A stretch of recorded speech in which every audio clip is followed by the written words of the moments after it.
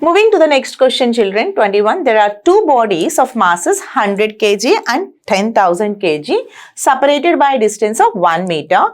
At what distance from the smaller body intensity of the gravitational field is maximum? So before substituting the values, let us consider two bodies. Let this be body of mass m1 and this be of body of mass m2. If two bodies are separated by a distance d, then the maximum intensity may be obtained at some point, say somewhere here, which is at a distance of x from first mass, and definitely it will be at a distance of d minus x distance from the second body. So at this place, both bodies will exert equal amount of gravitational force. That means the net gravitational force will be 0. Force due to first body at this point is equals to force due to second body. So the net force will be 0. That means these two exerts equal and opposite forces at this point. Force due to first body is equal to the force due to the second body in the opposite direction. So what is the magnitude of the force acting by the first body, children? This is equals to G mass of the body Gm by r square. Okay. So how much is that? Let us assume some body of mass m here. So force due to the first body on this mass m is given as Gm1 m by how much is the distance? X square. And this must be equals to force due to second body on the mass m. So what is the formula? Force is G, mass of the second body m2, mass of the another body m upon distance of separation is d minus x whole square. Okay. So further simplification gives G gets cancelled, children. So m1 by x square is equals to d minus x by d minus x whole square. So cross multiplying, we have d minus x whole square by x square whole square I can consider. I'm bringing this d minus x square this way. So then you'll become d minus x whole square upon x square. All together whole square I took it here. So this must be equals to m2 upon m1. How much is that? m2 upon m1. You're asked to find the distance from the smaller body. At what distance from the smaller body? So you're asked to find the value of x. So our main motto is to find out the value of x. So in order to find the value of x, let us substitute this further. So d minus x by x is a common denominator for them. Then it can be written as d by x minus 1 whole square equals to m2 upon m1. So I repeat, d upon x minus x upon x is 1 and this must be equals to m2 upon m1. Taking square root on both sides, we have d by x minus 1 is equals to root over m2 upon m, or d by x is equals to, bringing the minus 1 other side, 1 plus root over m2 upon m. So the value of x, so bringing this x term the other side and carrying all the 1 plus root over m2 by m1 other side, then you have d by 1 plus root over m2 by m1 will give you the value of x. This is what you're asked to find out. So the x value you have to find out. So let us substitute all the given values, children. So what is the formula for x? X is found to be d upon 1 plus root over m2 by m1. So x is equals to, what is the value of d? Separation distance from the body, it is separated by distance of 1 meter. 1 upon 1 plus root over. So m2 is the weight mass of the second body. How much is that? 10,000 upon mass of the first body is 100 kg. So simplifying further, so this 2 zeros gets cancelled. Then you are left with the x is equals to 1 upon 1 plus root over 100 is taken as 10. So this is equals to 1 by 1 plus 10 is 11. Therefore, the value of x is found to be 1 by 11 meters. So this is the main answer, children. If you are thorough with the formula, x is equals to d by 1 plus root over m2 by m1. From now onwards, you can remember this formula and directly you can substitute that term. So, what is the value of x? X is equals to d by 1 plus root over m2 by m1. D is the distance or separation between the two given bodies. How much it was given? It was given as 1 meter. And upon 1 plus m2 is the mass of the second body 10,000 and m1 is the mass of the first body, that is 100. Simplify to get the value as 1 by 11 meters. So before that, meanwhile, once again let me explain how we have derived this formula. So according to the given question, what they gave is, they told us the two masses, say m1 and m2, two different masses separated by some certain distance. Masses separated by some distance. So those masses I considered as m1 and m2 as a generalization, and the separation of the distance I considered it as d. So next what they are saying is, the intensity of gravitational field at some point at a distance x from this is 0. That means force exerted by first body on this mass must be equal to the force exerted by the second body on the same mass. So I have equated the two forces. What is the force exerted by the first body on the mass m? It is equals to g m1 m2 by r square. G m1, m here mass, second mass is m upon distance from here to here, I considered it is as x. So x square.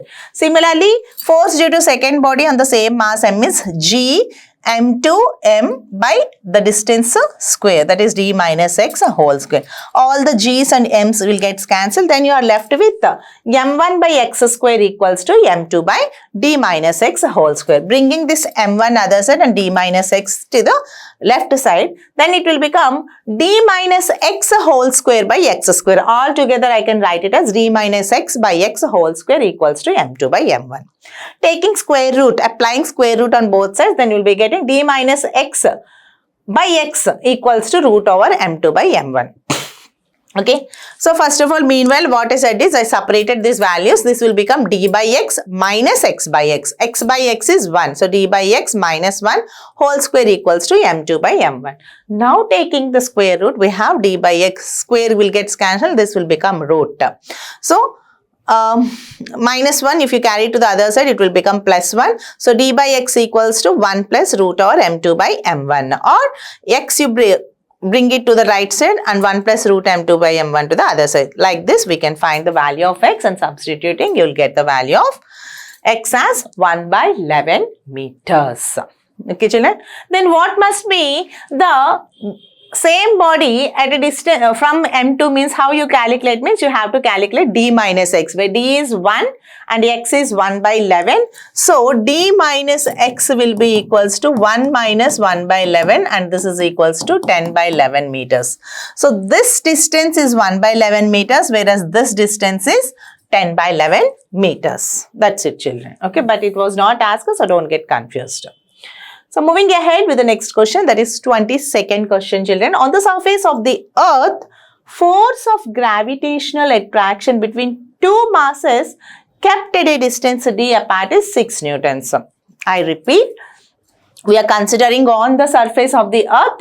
So two bodies are given. Between these two bodies, some force is acting, and that amount of force acting between the two bodies is given as F is equals to G first body mass, second body mass, and distance separation square. So F is equals to G m1 m2 by r square. So this is on the surface of the earth. Okay. Well, what else is given? And this value is taken as 6 Newton. This value is given as 6 Newton. So what they did is, if the two masses are taken to the surface of the moon, this is on the surface of the earth, now they have considered the same on the surface of the moon, then kept at the same distance d. Okay, r is replaced at the distance d, same distance, whatever here r if it is taken as d means There also they consider the distance as d only. So on the surface of the moon, the value of the gravitation is g is a universal gravitational constant. G is always constant, 6.67 10 power minus 11. Two masses are taken. Whatever the mass we have considered on the surface of the same masses are taken onto the moon. So first mass is m1 and second mass was m2. And how much distance they are separated?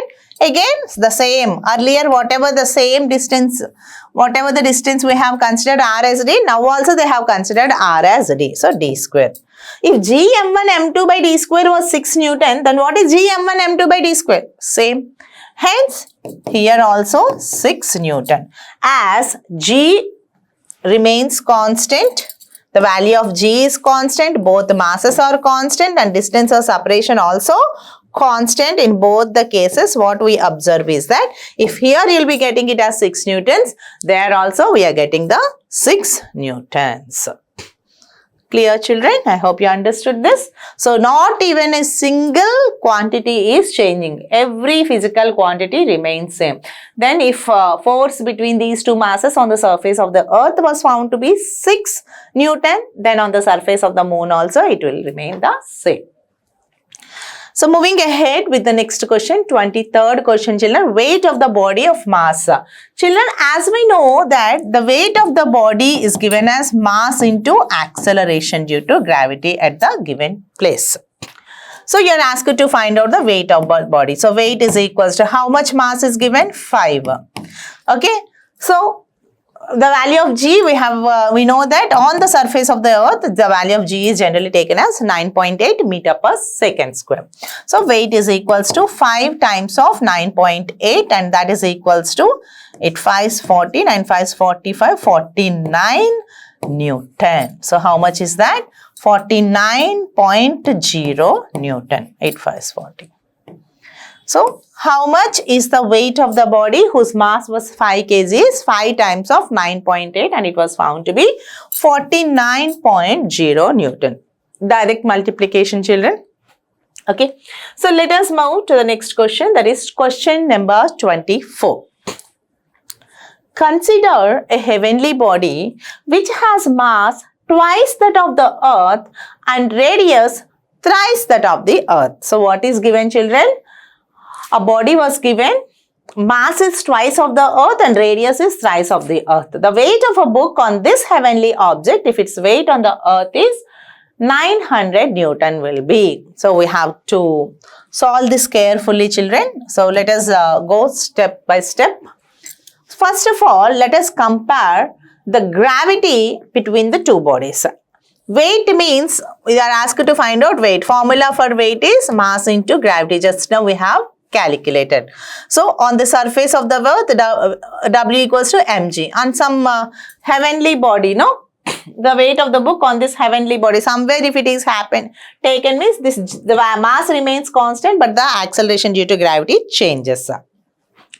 So let us consider on the weight of the body, heavenly body will be mgh. H indicates heavenly body. On the surface of the earth, if I have considered it as g, on the heavenly body, I have considered the gravity as gh. So whatever be that, we know the formula F is equals to gm by r square. So this part is clear, children. F is equals to g, product of the masses and square of the distance. If it is on the surface of the earth, r happens to be the radius of the earth, m happens to be the mass of the earth and small m is the mass of the body that is taken.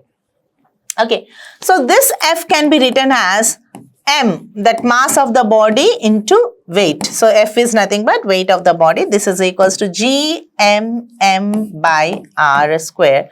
M and m gets cancelled. Then the value of g is equals to gm by r square. So as we know, the formula for g is equals to gm by r square. On the surface of the earth, g is taken as gm by r square, where g universal gravitational constant, m mass of the earth and r radius of the earth. Similarly, for G dash or GH for heavenly bodies, acceleration due to gravity on that heavenly body will be G, mass of that heavenly body. This is mass of the earth and this is mass of the heavenly body upon radius of that heavenly body whole square.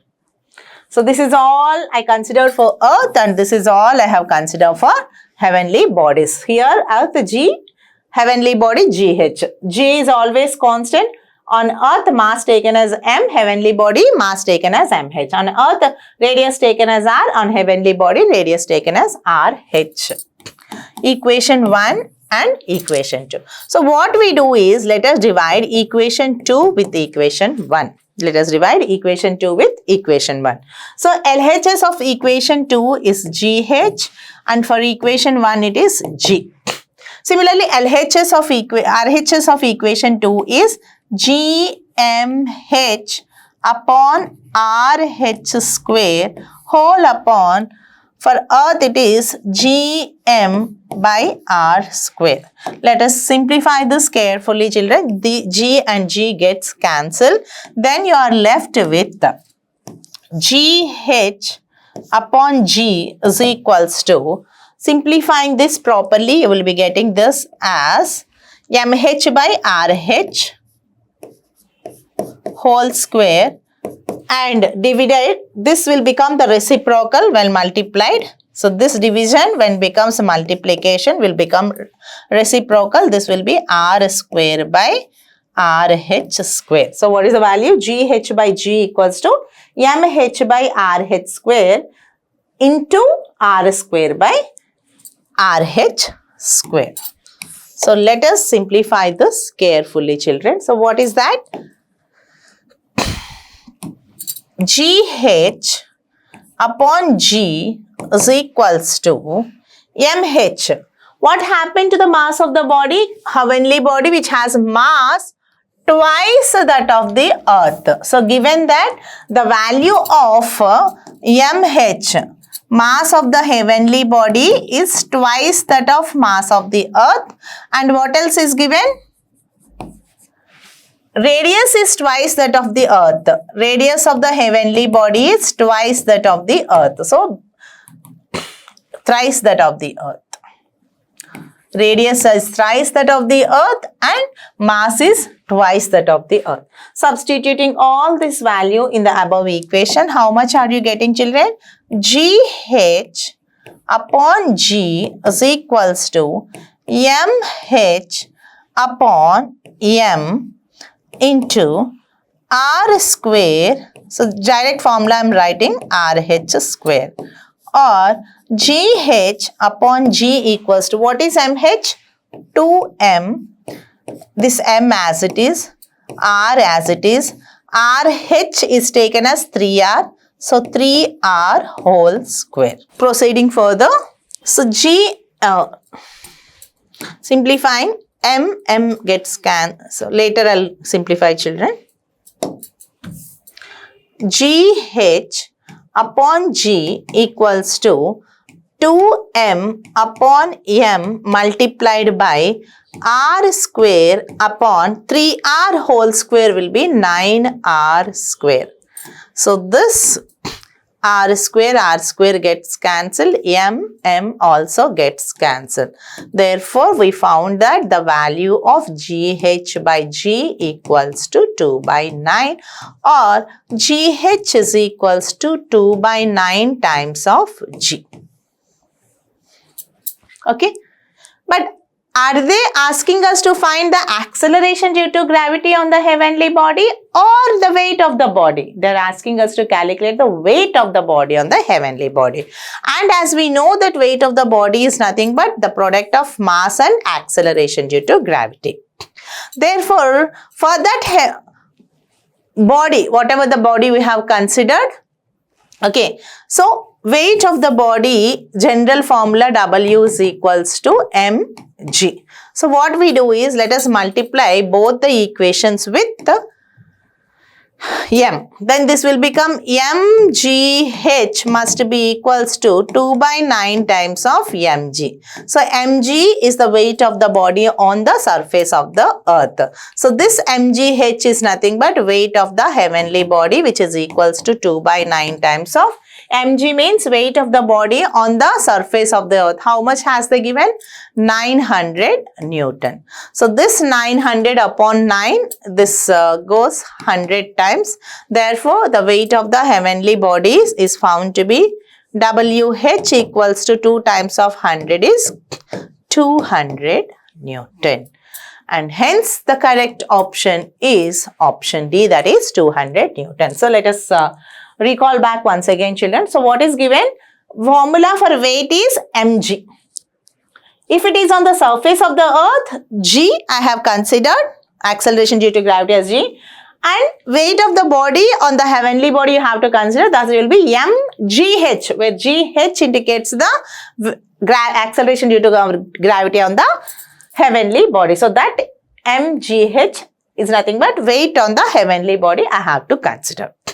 So what I did is, as we know the formula for g as gm by r square on earth, and similarly gh is equals to gmh by rh square on the heavenly body. Dividing these two equations 2 by 1, we have gh by g equals to gmh by rh square upon gm by r square. So same value of g gets cancelled, and rearranging the terms properly, we will be getting mh by rh square multiplied by r square by m.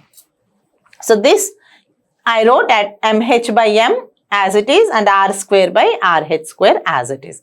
But they have given that mh is 2 times of mass of the earth and radius of the heavenly body is 3 times that radius of the earth. So substituting the values of mh and rh as 2m and 3r respectively and simplifying further, you get the value as 2 by 9, or acceleration due to gravity on the heavenly body is found to be 2 by 9 gh. But we don't want to find the acceleration due to gravity, you need to find the weight of the body. So multiplying throughout with m, you can find the weight of the body as 200 Newton.